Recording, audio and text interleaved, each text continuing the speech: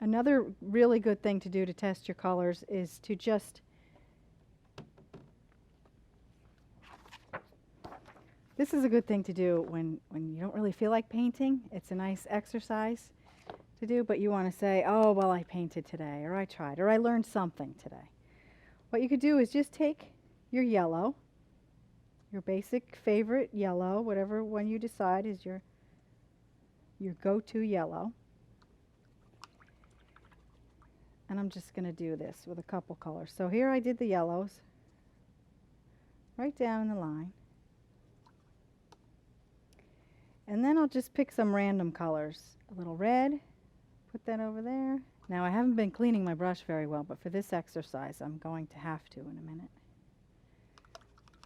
So I'm just getting a line of other colors down the opposite side. So you're making two columns, several rows. Little green.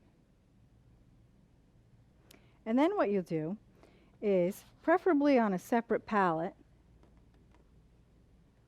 let's see.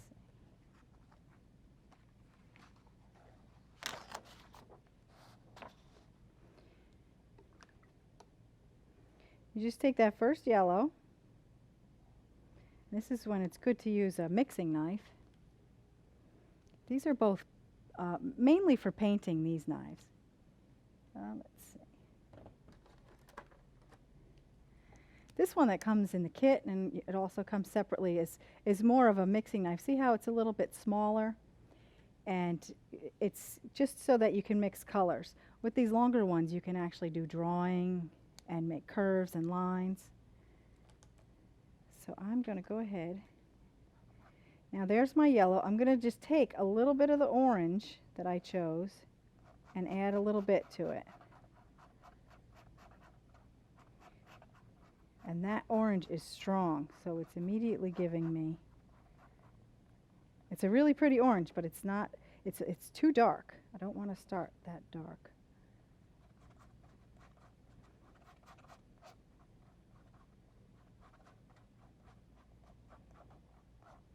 I just want to add a little and then put it next to there, and I'm going to work my way slowly across.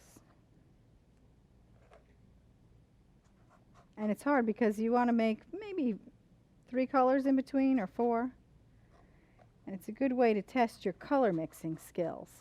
And because you don't always need just that bright yellow or just that bright red. It's nice to have variations in between.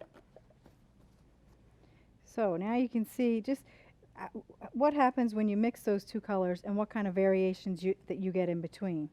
And we'll just try one more color. You have to keep your knife very clean as you do this, because if you start to get other colors mixed in there, then you won't have the true color mix. So keep your knife clean, or if you're using a brush, you really have to get it very clean. So on this one, I get a green there. And I want a lighter, much lighter green, more towards the yellow side. You could even just kind of do a gradation this way.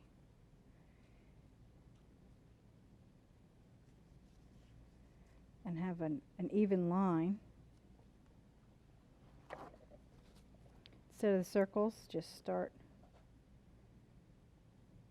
getting darker and darker.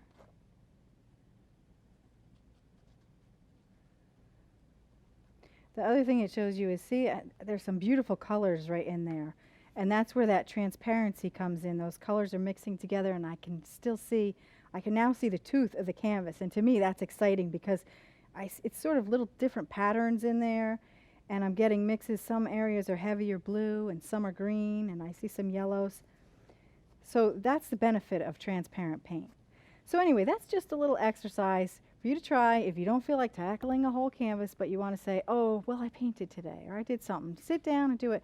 The funny thing is, sometimes you'll get caught up doing these little exercises, and you'll be in the studio, and then, you know, even if you want to just tone a canvas, you say, I'm not going to paint today, I'm just going to color a canvas or put a sketch on. Once you're in there, you kind of get in the mode and get in that moment, and you enjoy it, and you lose track of time, and it's just fun.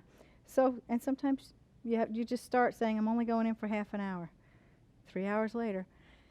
So let's go ahead and get started on this canvas.